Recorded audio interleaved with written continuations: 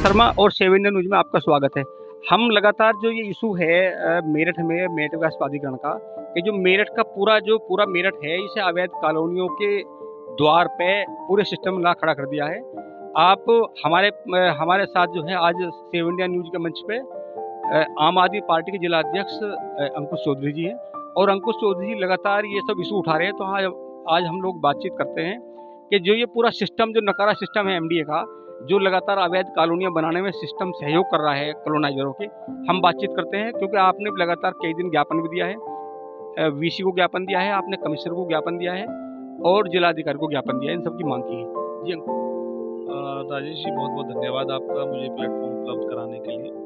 जहाँ तक अवैध कॉलोनियों का सवाल है, अभी 3 कॉलोनियों की मुख्यतः हम लोग बात करेंगे। Shri Ram institute of education, दूसरा आपका ज्ञान भारती है, और तीसरा आपका जो ट्रांसलैम है। ये तीनों के तीनों एजुकेशन लैंड बनी है। एजुकेशन लैंड पे सस्ते में इनको जमीन सरकार ने मुहैया कराई। इन्होंने वहाँ पे लगातार लंबे समय तक इंस्टीट्यूशन चलाया, बच्चों ने शिक्षा वहाँ पे ली। शिक्षा में भी बच्चों की क्या नाम है, उनको स्कॉलरशिप सरकार से मिली। तो इन्होंने एक मोटी मलाई खाने का इन लोगों ने काम किया।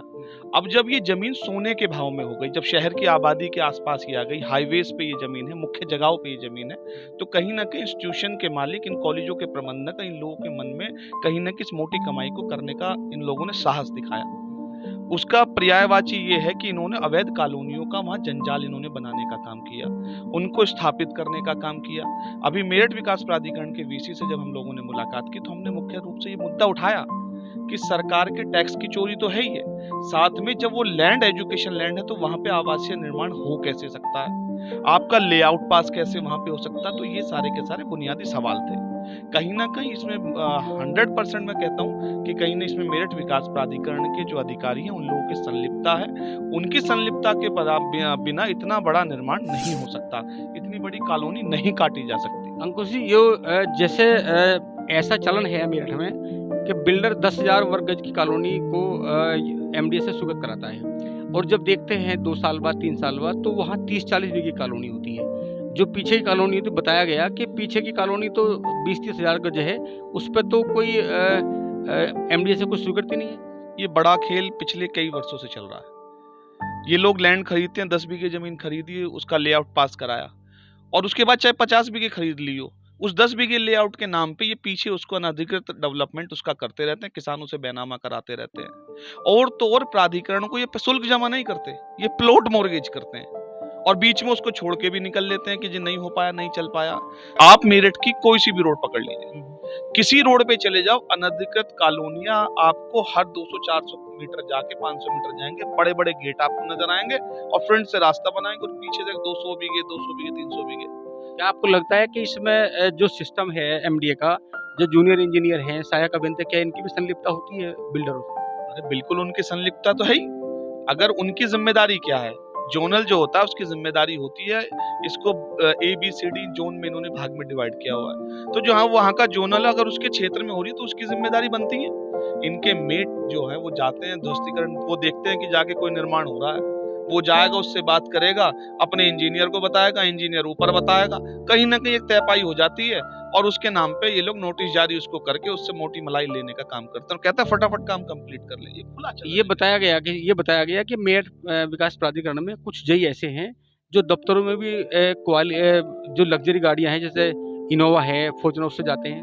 देखिए, एक साधारण नौकरी में मुझे लगता है इस महंगाई के दौर में परिवार को पालना एक बहुत बड़ा सवाल है, और तो और इसमें मुझे लगता है कि आप जीवन यापन तो कर सकते हैं, लेकिन लिव इज लाइफ अगर आप ये सोचो कि एक बड़ी अच्छी जिंदगी जीने के लिए, मुझे लगता है कि पर्याप्त नहीं है। बच्चे पल पड़ जाए लोगों की, यही बहुत है। लेकिन जूनियर इंजीनियर, अगर 4 इंजीनियर के मैं नाम आपको बताऊंगा, मनोज सिसोदिया है, राकेश पवार है, नरेश शर्मा है, और उमा शंकर सिंह, इन चारों की अगर आप जांच करा लो तो दूध का दूध और पानी का पानी आपके सामने आ जाएगा। क्या आप कमिश्नर या विजिलेंस की जांच कराने की कोई मांग की है आपने? हाँ, जल्दी हम इस पे एक बना के हम लोग वीसी साहब को भी देंगे और वीसी कमिश्नर को और मुख्यमंत्री को भी हम लोग इस पे भेजेंगे।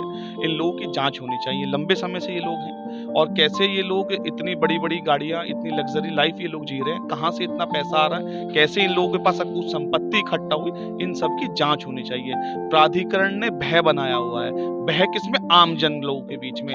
अगर कोई अपने घर की मरम्मत कराने के लिए छजली को तोड़ के बनाने लगे तो जूनियर इंजीनियर और जेई पहुंच जाता है, उसका काम रुकवा देते हैं, थाने में एफआईआर करा दे।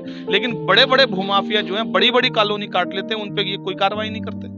उनकी कॉलोनी पे बुलडोजर लगा के फोटो खिंचा के वापस रस्म अदायगी करते हैं और वापस आ जाते हैं और सेटिंग गेटिंग का खेल उसके बाद करते हैं। मुझे रिश्वत लेने का काम ये लोग करते हैं। मुझे किसी ने ये बताया कि जैसे ये एजुकेशन लैंड है, जो एजुकेशन लैंड में तो पहले यहाँ कॉलेज होता था, तो कॉलेज की जो ज़मीन थी चूँकि वो एजुकेशन लैंड में उसका रजिस्ट्रेशन था, और जब ऐसी ज़मीन को आप आवास में तब्दील करोगे या कॉमर्शियल में करोगे एजुकेशन लैंड से, तो फिर उसका जब उसकी रजिस्ट्री होती है तो फिर टैक्स देना होता है। और हमें लग रहा है कि ये जो जितनी भी एजुकेशन लैंड में जो प्लॉट बेचे जा रहे हैं इलीगल रूप से, इन सब की रजिस्ट्री एग्रीकल्चर में हुई, तो ये तो चोरी भी है टैक्स की बहुत बड़ी। बिल्कुल टैक्स की चोरी है। आप देखिए, जमीन का भू उपयोग दर्ज होता है, एजुकेशन लैंड भी होगी, कॉमर्शियल भी होगी, ये सारी चीजें दर्ज है। जब शहर मेरठ विकास प्राधिकरण शहर की बसावट की हम लोग बात करते हैं, ये महायोजना जब लेके आते हैं उसमें लेआउट बनाते हैं कि यहाँ पे शॉपिंग कॉम्प्लेक्स बन सकते हैं, यहाँ पे रेजिडेंशियल है, ये आर जोन हो गया, ये ग्रीन जोन है कि यहाँ पे कुछ भी नहीं बनेगा, ग्रीनरी रहेगी, और यहाँ पे ये इंस्टीट्यूशन लैंड है। आम आदमी पार्टी का क्या स्टैंड है? जो पूरा अवैध धंधा, पूरा अवैध कॉलोनी में तब्दील है, कल ये सड़कें जो आज चौड़ी हैं वो कल, क्योंकि अवैध कॉलोनी की वजह से कल यही जाम लगेगा, यही चौड़ी होंगी, फिर 20 साल बाद ये आवाज़ उठाई जाएंगी कि उन पर कार्रवाई की जाए जिन लोगों ने कॉलोनी काटा। ऐसा क्यों नहीं होता कि जब कॉलोनी अवैध बनती है तभी क्यों कार्रवाई नहीं होती? राजेश जी, इसमें मैं बड़ी साफगोई से एक बात जरूर कहूंगा कि इनको संरक्षण देने वाले कौन लोग हैं? जो सत्ता में लोग बैठे हैं। कहीं ना कहीं चाहे वर्तमान की सरकार के लोग हों या पूर्ववर्ती सरकारों के लोग रहे हों, जो राजनीतिक दलों में लोग हैं उनकी भी इनके अंदर भागीदारी होती है, तभी ये संरक्षण से होता है। पैसे का खेल के साथ साथ इन लोगों को राजनीतिक रूप से जो प्रदेश सरकार के मंत्री हैं, विधायक हैं, उन लोगों का भी संरक्षण है। और ये बात कई बार जग जाहिर भी हुई। किला रोड पे आप चले जाइए मेरठ की, वहां पे कितनी अवैध कॉलोनियां बनी है, सबको पता है, ग्रीन जोन में बनी है, बन ही नहीं सकती। तो ये सारा का सारा खेल जो है, ये राजनीतिक संरक्षण की भी एक बहुत बड़ी देन है कि उन लोगों को राजनीतिक संरक्षण मिला, उनके चुनाव में मोटा चंदा देते हैं, उनकी पत्ती उनमें डली है, उनकी हिस्सेदारी उसमें होती है। राजनीतिक संरक्षण और प्लस पैसा, ये दोनों मिलके इसके गठजोड़ के साथ ये आम आदमी के साथ ठगी करने का ये लोग काम कर रहे हैं। कायदे में तो इन पे एफआईआर होनी चाहिए, इनकी कॉलोनियों पे बुलडोजर चलना चाहिए, उनको प्लेन करना चाहिए, उनको मटियामेट कर देना चाहिए। लेकिन होता क्या है कि जाएंगे, दिखाएंगे और 4 दिन बाद फिर उसको आगे बढ़ाने का ये लोग काम करेंगे।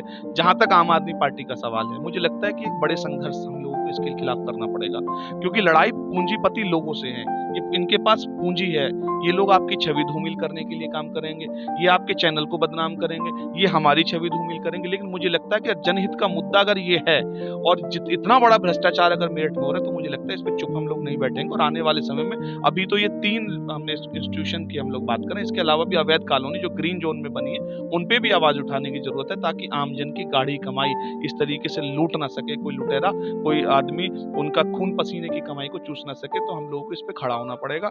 और आप भी इस मुहिम को लगातार उठा रहे हैं, तो मैं तो आपके चैनल का भी धन्यवाद देता हूं कि अब जितनी अपनी जोखिम में डाल के आप इस खबर को चला रहे हैं, आप देखिएगा आप पे प्रलोभन भी आएंगे, आप पे दबाव भी आएगा, आप पे प्रेशर भी आएगा। लेकिन मुझे लगता है कि अगर सच्ची और ईमानदारी पत्रकारिता आपको करनी है, तो ऐसे मुखर तरीके से आपको भी मुद्दे उठाने पड़ेंगे। हम लोग संघर्ष करेंगे। 10 साल हो गए, आम आदमी पार्टी का जन्म ही आंदोलन की कोख से हुआ, तो इस पर आरटीआई भी लगाएंगे, एप्लीकेशन भी लगाएंगे, धरने भी करेंगे, प्रदर्शन भी करेंगे। धन्यवाद अंकुश जी। और चूंकि लगातार ये इस इशू को 7 इंडिया न्यूज़ लगातार उठा रहा है, आप देखिए इतना बड़ा खेल है, ऐसा सिस्टम है कि ये वाला डिपार्टमेंट तो सूबे के मुख्यमंत्री का है। योगी आदित्यनाथ इस प्रदेश के मुख्यमंत्री हैं, और ये जो डेवलपमेंट अथॉरिटी का है, ये मंत्रालय उनके पास है, और पूरा सिस्टम ऐसे कुंडली मारे बैठा है, भ्रष्टाचार की फाइल को लपेटे बैठा है।